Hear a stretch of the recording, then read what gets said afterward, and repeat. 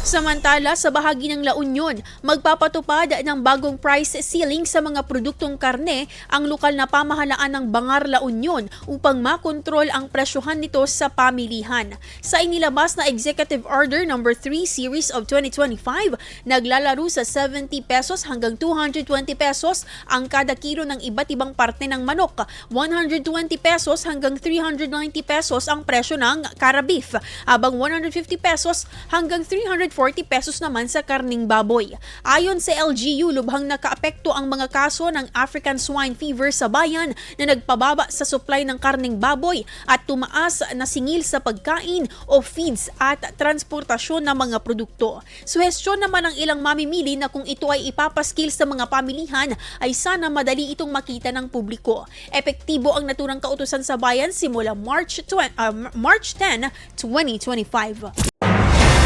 IFM News. IFM News. IFM News.